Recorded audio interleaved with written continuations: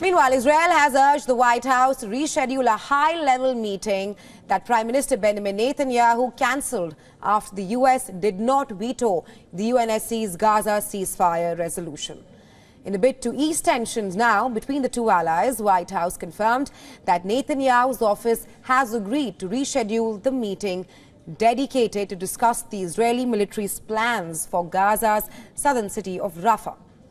Now, reports further claim that Netanyahu is planning to send a delegation as early as next week.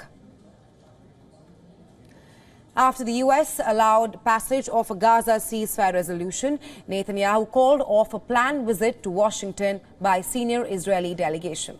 The suspension of the meeting forced the U.S. to face a new obstacle as Washington tries to get Netanyahu consider other options to a ground invasion of Rafah.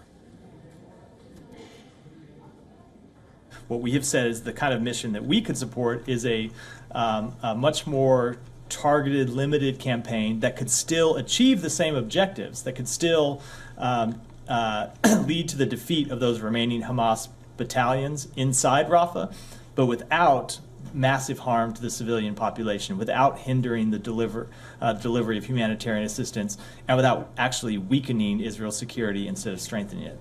Meanwhile, U.S. Senator Lindsey Graham called on the Biden administration to allow Israel to work to destroy Hamas in Rafah. Take a listen. The 4 battalions that still reside in the Rafah region must be destroyed. That is non-negotiable. One thing I've learned from talking to the Israeli Defense Forces is that if these battalions are left intact, everything they've achieved will be lost over time. So I urge the Biden administration, the Congress, to make sure that Israel has the time and space to achieve victory over Hamas militarily. Earlier this week, Israeli Defense Minister Yoav Gallant held several discussions with senior U.S. officials as threat of Rafah ground operations have increased differences between the United States and Israel.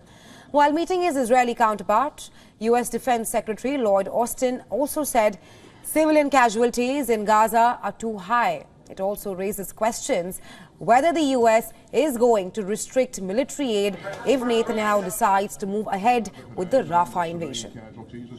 As the humanitarian crisis in Gaza continues to worsen, Ireland says it will intervene in South Africa's genocide case against Israel.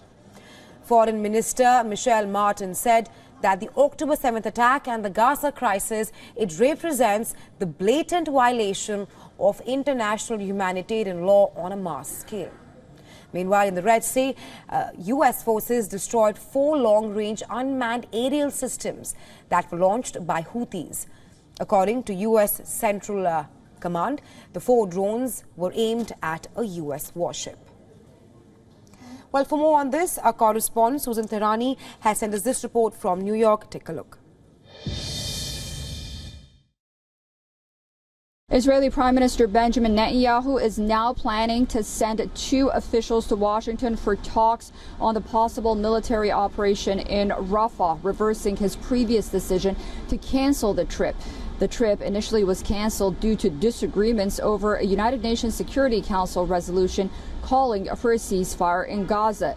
U.S. and Israeli officials now say that they have agreed to reschedule that meeting, which is considered to be quote-unquote urgent. The news comes as we're hearing that negotiations have once again fallen through regarding hostages.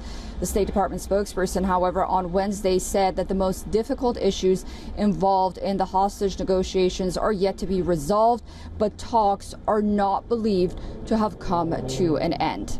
Susan Tehrani reporting from New York for WION World is One.